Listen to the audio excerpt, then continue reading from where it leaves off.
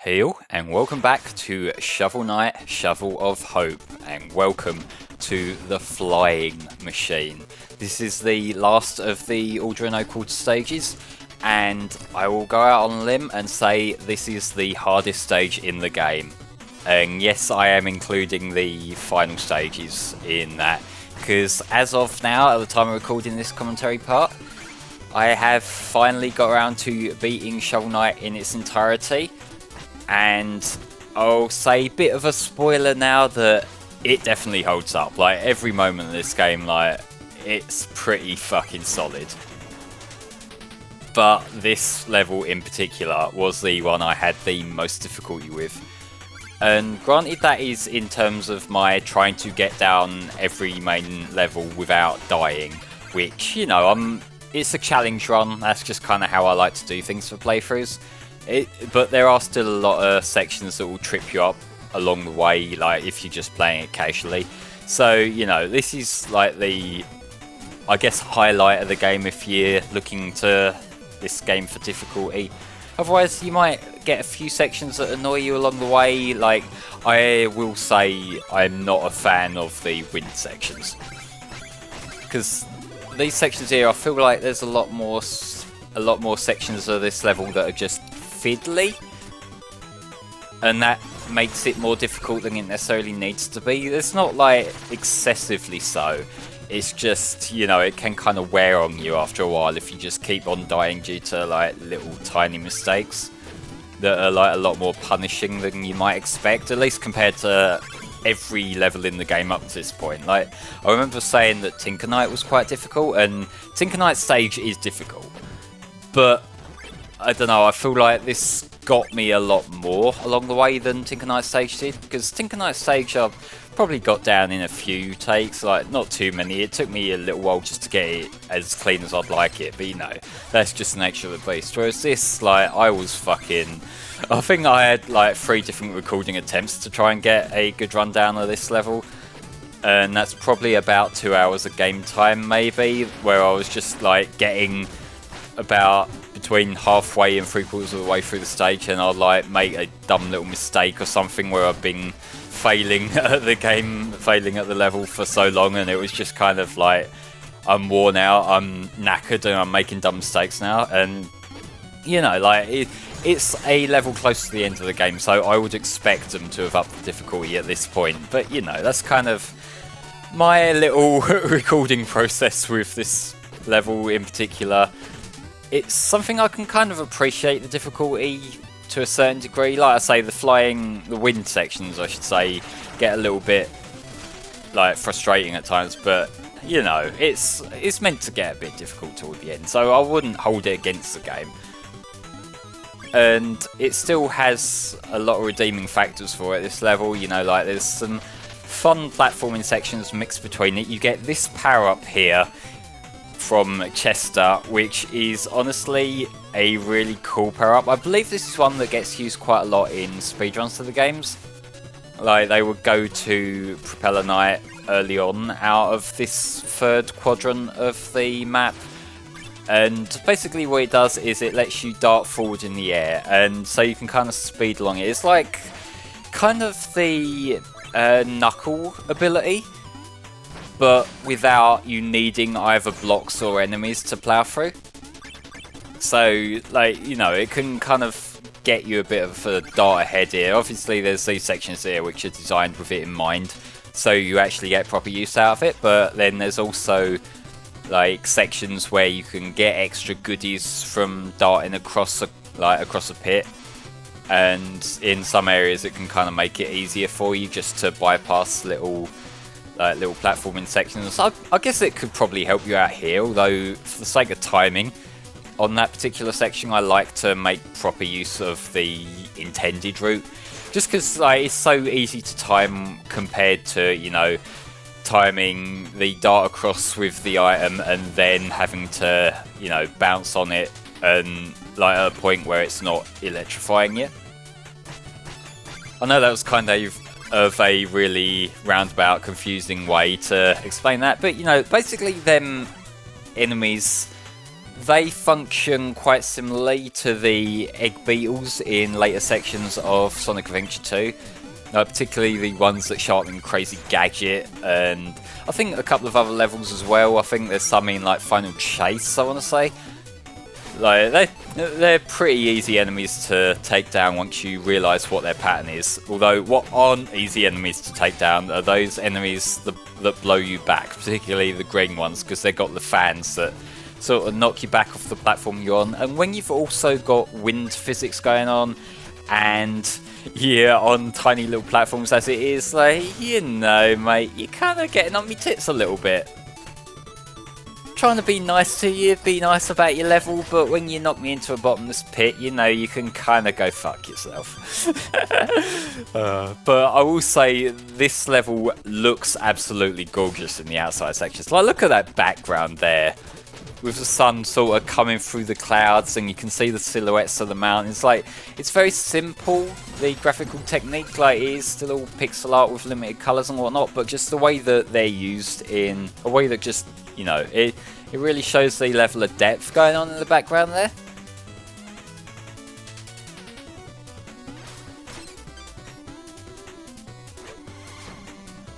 And also, yes, thank the Lord for the phase locket there, because that section with the spikes where you got to very cleverly time yourself as you fall down and whatnot, yes, that did cause a death among my multiple recording sessions for this level. And that was a silly mistake which I had to leave in, because at this point I was just going for an anything goes take. As long as I didn't die, I used the take.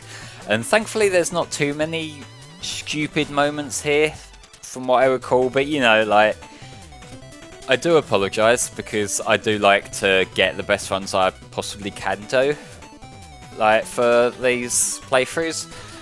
But you know, when you've been re-recording a level for like 2 hours, and after a while you kind of have to think, like, you know, I'm done. This is the level, I didn't die, I'm taking it.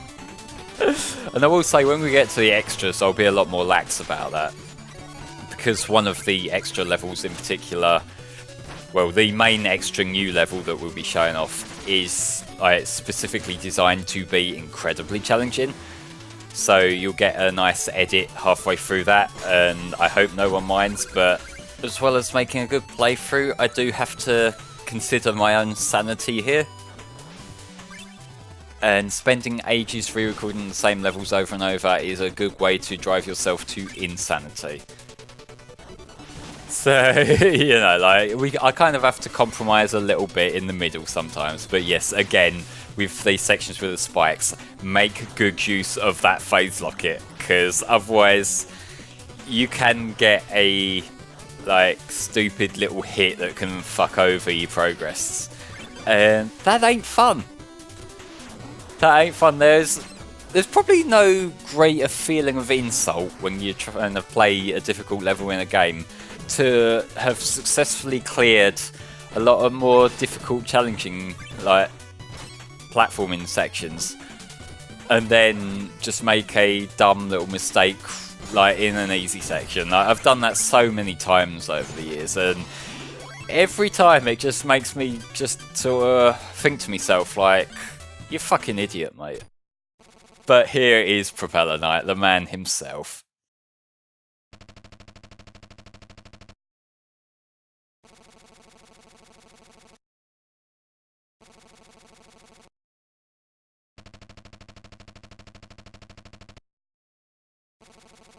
And I'm not sure if this dialogue changes if you come to the last quadrant enemies in a different order, because he did directly address the Tower of Fate there, Dig Shovel Knight. And the Tower of Fate is our next destination once we've taken down this guy. So I would imagine, like, if you go in a different order, if you fight, say, like, Tinker Knight last or Polar Knight last, then maybe they change their dialogue. I haven't tested this to confirm it, but it makes sense to me that that's what they would do.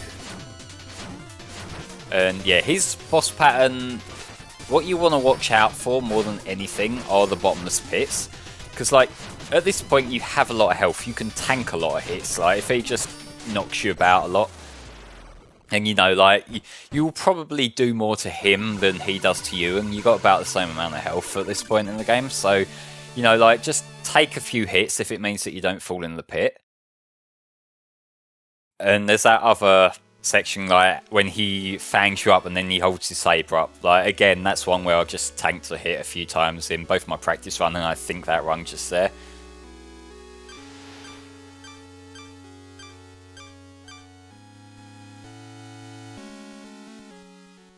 But here is the last of these little dream sequences, and they are really ramping up the amount of enemies that Shovel Knight starts seeing his nightmares here.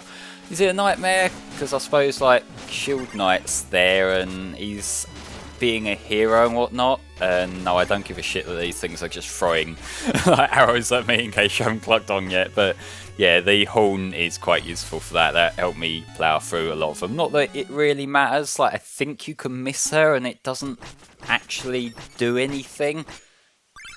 I don't know whether you still get the meal ticket or not if you miss her. I haven't actually fucked it up, but you know.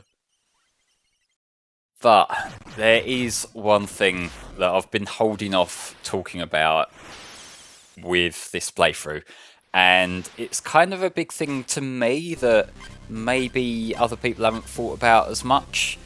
And I want to go into this while we're doing all the like extra bits and pieces around the world here, so I'm not really missing any actual levels or anything important. But that is that ever since Shovel Knight has come out and been successful as like an example of a successful kickstarted indie game, Shovel Knight has made appearances in, you could say, quite a handful of different games and different projects and whatnot.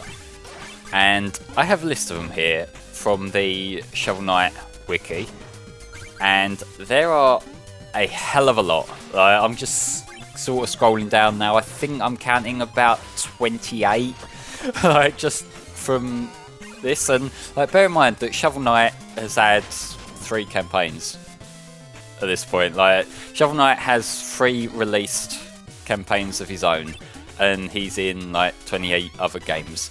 So like just scrolling through the ones that seem notable that I recognise, there's Road Redemption, which the picture they're showing here, it's got a realistic looking Shovel Knight on a motorbike, which looks honestly kind of hilarious to their credit. It looks great. Indivisible, I know that was quite a big deal for a little while. Runner 3, Rivals of Aether. There's a lot of games here that I don't know anything about. Like there's Sea Wars, Creepy Castle, All Stars Dungeons and Diamonds. There's Bloodstained Ritual of the Night that he's getting a cameo of some description in. And there's Crypto Necrodancer, there's Azure Striker Gunvolt 2, and there's Ukulele. And then in terms of things that are like a little bit more major, he also has a cameo in Smash as well, which, you know, fair enough, like everyone's in Smash and he's a popular character, so it makes sense for him to show up there. But as for all the others, I kind of feel like Shovel Knight appearing in basically every indie game going, it kind of cheapens them a little bit. And not Shovel Knight himself, like Shovel Knight as a character and Shovel Knight the games are fine, because Shovel Knight is an established character in this world that he fits in perfectly. There's deep enough lore for the kind of thing going on. Like the Shovel Knight lore is incredibly appealing, and you know, like this Shovel Knight doesn't come out of this harmed in any way. The harm, I feel, goes to the other games, because it kind of feels like, given how many of them I haven't heard of aside from the fact that Shovel Knight is in there, you kind of get this vibe that it's like some like big indie game world that they just draw Shovel Knight from. It kind of hurts the individual identities of each of these games, I kind of feel. You know, like it's maybe a minor thing, and like a lot of the time Shovel Knight is just like a background character, or like there's a skin based on him or something like that. But it kind of feels like, and bear in mind that a lot of these games are also crowdfunded. So one of the things that you see early on in the game's production or in the attempts to get it funded is just like, oh, Shovel Knight's going to be making an appearance in this game, and you see like whatever developers or artists or whatever interpretation of Shovel Knight. And I don't know, like it maybe isn't the end of the world, and maybe I am making more of it than a lot of people will, but I kind of feel like your game needs to like build up its own strengths and build up its own world before you can do the crossover thing. And I don't know, like it is something that a lot of people could go two ways on, I know that. But for me personally, I kind of feel like if one of the earlier things that we hear about the game is Shovel Knight's in it, it just becomes another game that Shovel Knight's in. Just another indie game that's going to have a Shovel Knight cameo, and I don't really think too hard about the game itself. And I know why it happens. Like, don't get me wrong, I'm not shitting on like indie devs who try this approach because I know why they do it.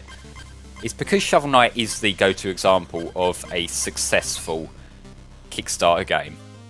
In a world where we're post-Mighty number 9, there's a lot of cynicism around crowdfunding. And you can say it's earned, and it's definitely earned, let's be real here. When you have certain projects that go completely tits up and people lose their money, you can kind of guess why people are a bit skeptical about putting their money down on things that they haven't seen yet.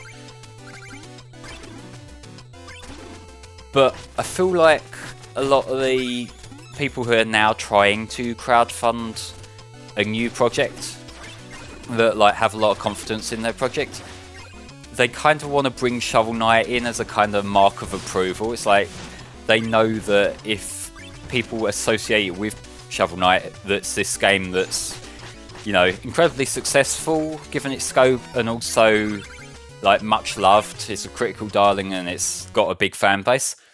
Then that will help them achieve the funding that they need to get their game off the ground.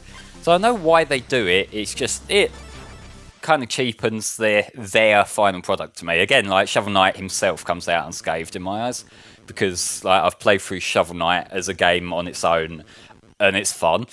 But you know, like I'm rambling a little bit now, and I just wanted to kind of get that in the playthrough because it's just something that's been on my mind a lot about Shovel Knight as a character.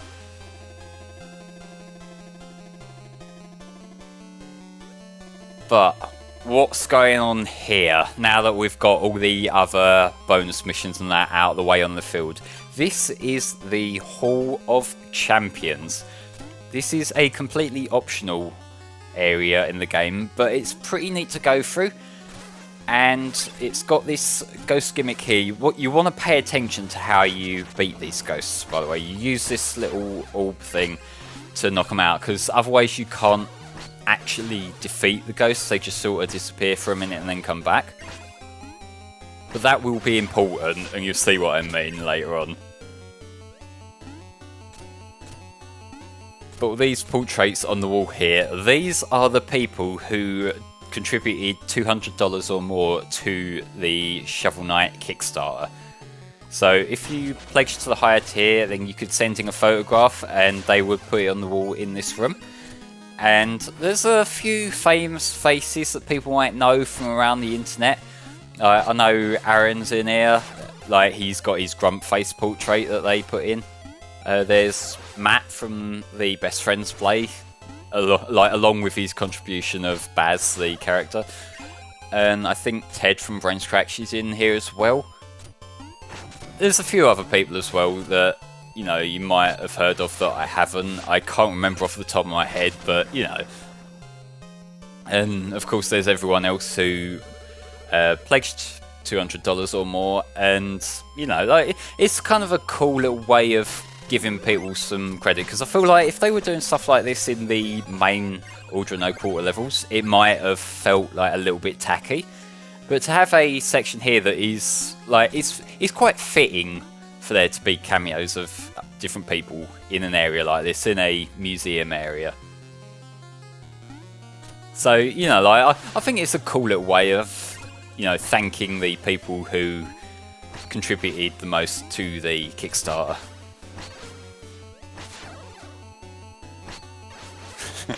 And I'd say that I kind of like this little mechanic here, but it does get a bit fiddly when you're trying to juggle it around with both the low ceiling and also there's the Mega Man 2 floors as well.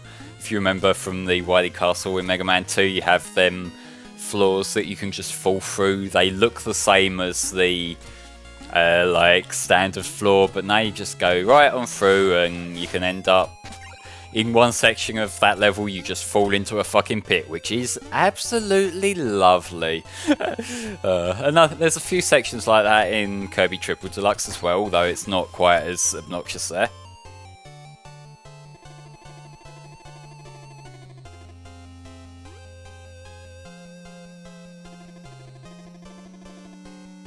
I do like Kirby Triple Deluxe a fair bit, actually.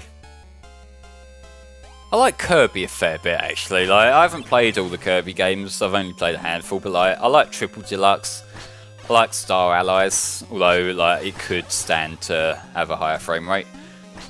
And I've played Kirby's Adventure on the NES not too long ago as well, which also could do with a better frame rate. Like, it tries to go for 60, but it struggles big time. But you know, behind that, it's still quite a charming, endearing game. Kirby's just a charming, endearing character, so he's kind of got that to his favour as well. Like, he might be Sakurai's baby, but he's definitely earned that spot. One thing that I've been trying to do a fair bit over the last couple of years is to just play more and more of these series that I've just never touched before.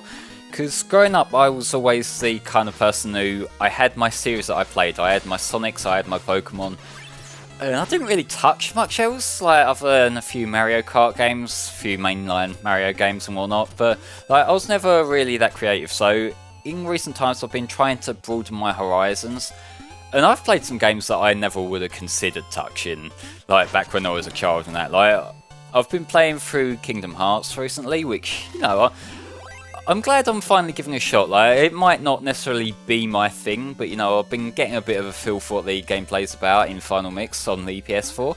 It's kind of fun, you know, I've been playing through slowly.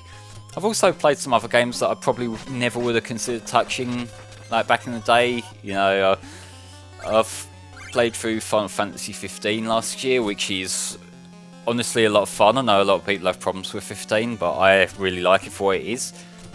Granted, I have the benefit of having played it after all the like patches and updates and DLC and whatnot were out, so I got the full package rather than the half-completed thing that people who bought the console version at launch got.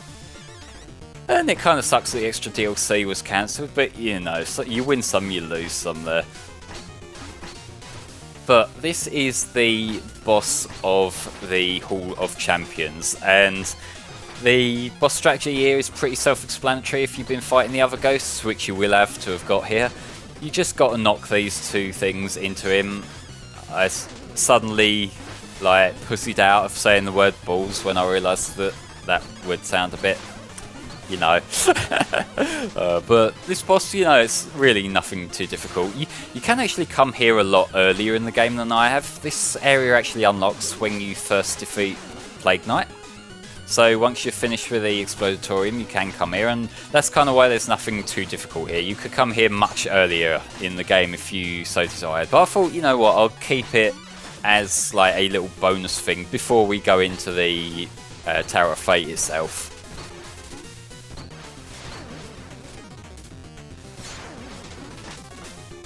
So yeah, this is one of them bosses that can go pretty smoothly, or it can like take its sweet time, depending on how lucky you get, because ultimately a lot of it does revolve around like where he spawns compared to where your orbs are at a given moment.